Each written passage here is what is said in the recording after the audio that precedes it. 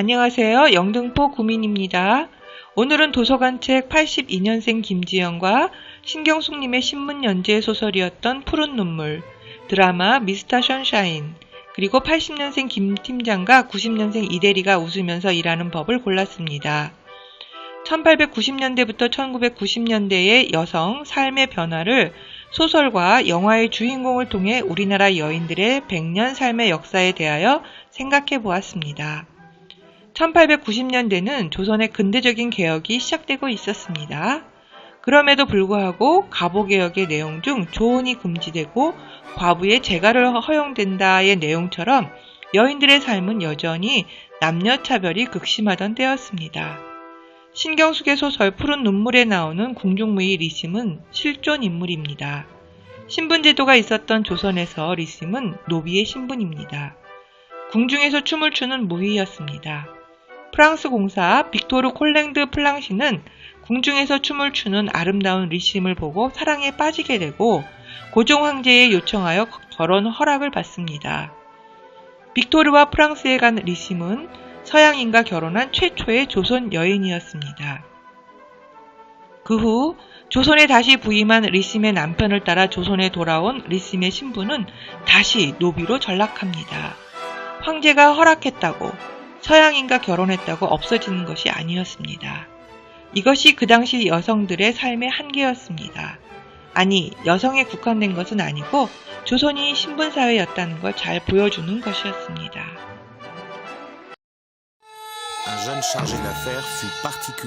한 젊은 대리공사가 그 여인의 우아한 매력에 완전히 마음을 뺏기고 말았다.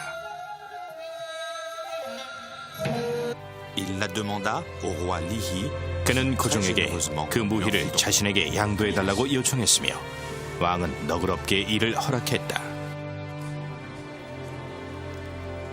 외국 공사의 마음을 사로잡을 정도로 리지는 빼어나게 아름다운 무희였다. 프랑댕은 자신조차 그녀의 아름다움에 넋을 잃고 바라볼 정도였다고 적고 있다.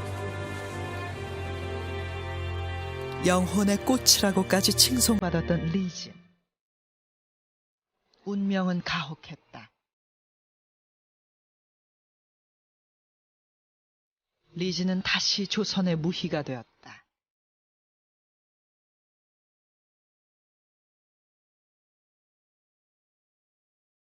그러나 파리의 근대를 경험한 그녀에게 이것은 받아들일 수 없는 현실이었다. 파리에서 리지는 한 인간으로 그리고 예술가로 다시 태어났다.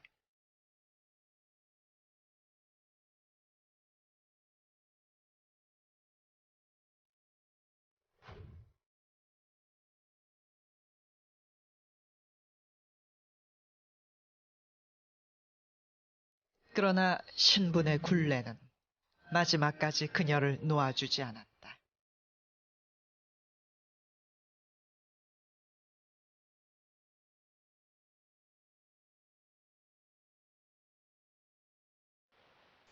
(1902년) 드라마 미스터 션샤인에 나오는 고혜신과 하만댁의 삶. 혼기를 놓쳐도 한참 놓친 애신의 나이는 29.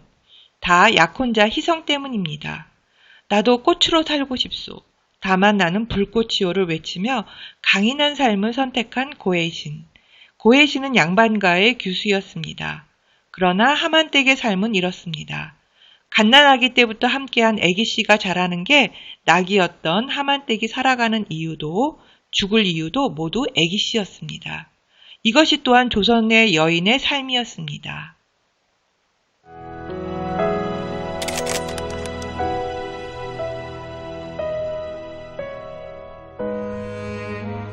아마 내 긴 이야기가 끝나면 우린 따로 떠나게 될 거야.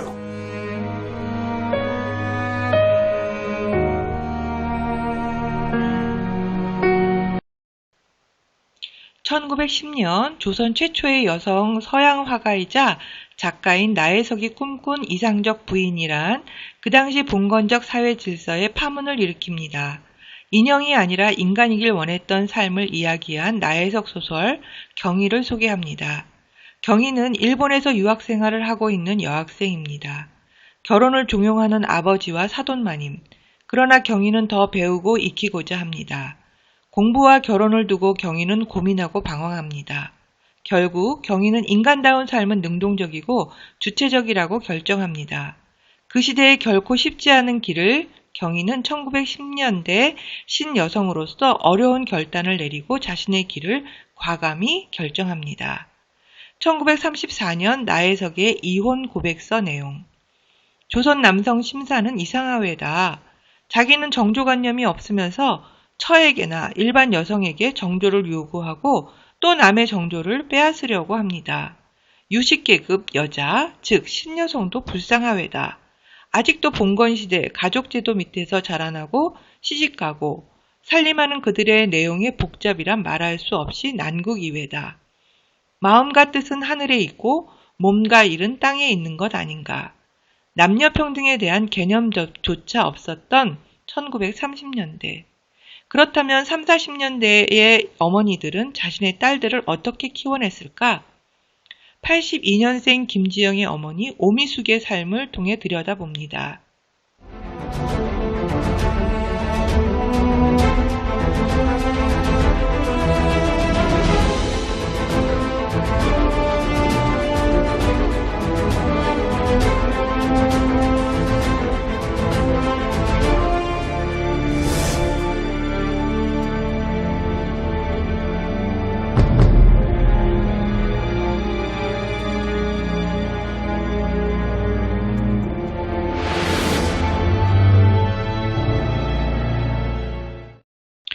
(1950년대와 1960년대) 김지영의 어머니 오미숙의 삶. 딸 둘을 낳고 난 후 셋째는 꼭 아들을 낳아야 한다는 게 오미숙의 선택이 아닌 책임이라고 단정하고 산부인과 원장의 딸이라는 이야기에 유산을 감행하고 결국 김지영과 5살 차이 나는 아들을 출산합니다. 1982년생 김지영, 80년생 언니와 87년생 남동생 사이에서 늘 신중하고 정직하게 선택하고 그 선택에 최선을 다하는 김지영에게 많은 사람들이 정당한 보상과 응원이 필요하다고 생각합니다. 하지만 그렇게 자랐고 그렇게 살았고 달리 방법이 없었다는 것도 잘 알고 있습니다. 82년생 김지영, 조남주 작가의 말 중에서 1990년생 새롭게 등장한 그녀들.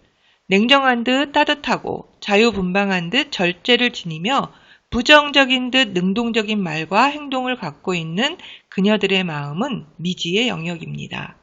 접근하기 힘들고 편하게 대하는 것도 어색합니다.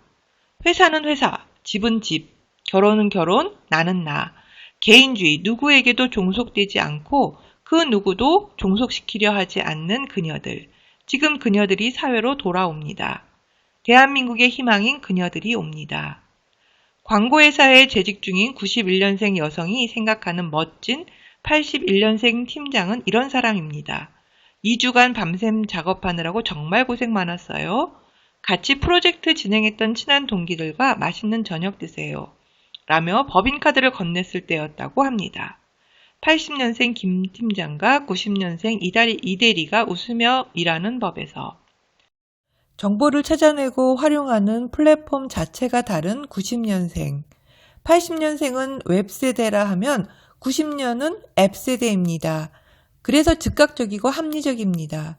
약 100여 년에 걸친 그녀들의 이야기는 나의 고백이며 나의 어머니의 인생이었으며 나의 할머니의 삶이었습니다. 좋아요, 구독, 감사합니다.